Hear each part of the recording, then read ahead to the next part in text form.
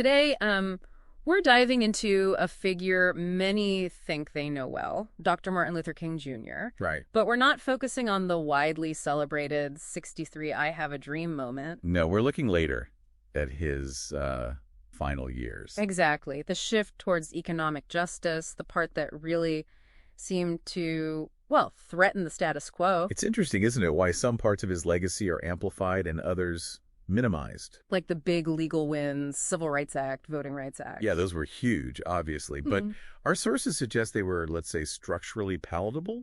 They changed laws, but didn't fundamentally redistribute wealth.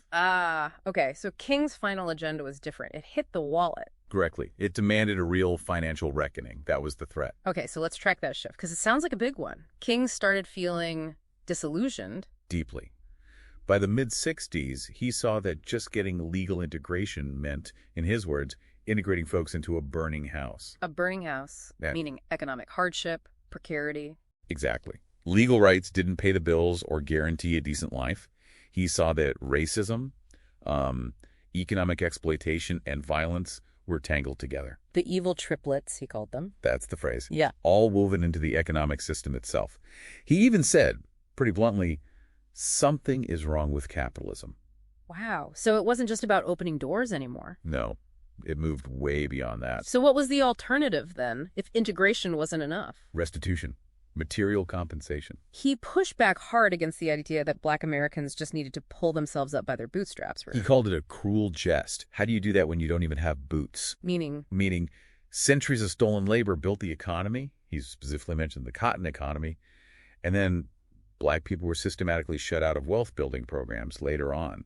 Things like the GI Bill, housing aid. So this wasn't just asking for welfare. It was about settling a historical debt. Precisely. It was targeted historical justice, compensation for damages. And did he propose a specific way to do this? Yes, he did. The Bill of Rights for the Disadvantaged. Tell us about that. It wasn't just vague ideas. It called for actual tangible actions. Things like a guaranteed income, massive federal investment in jobs and housing, real material equity. Rooted in that idea of historical justice, not just general anti-poverty stuff. Correct. It had to address the specific harm done. And how did he plan to push for something, well, radical? Through the Poor People's Campaign, the PPC. That was his final big push. To go to Washington and demand action, it was about forcing the government's hand. His support for the Memphis sanitation workers' strike just before he was killed, that was part of it too. Fighting for the working poor. Which brings us to the timing of his assassination, April 1968. Right when this economic confrontation was really heating up, he wasn't just marching anymore, he was demanding this state pay up structurally. Yeah. That's a whole different level of challenge. And the reaction from parts of the state, it was intense. Let's talk about COINTELPRO. Yeah, the FBI program under J. Edgar Hoover. It became about destroying his reputation, his moral authority. They used illegal wiretaps, hunting for any hint of personal scandal, alleged affairs. It went beyond surveillance, though, didn't it? Oh, much further.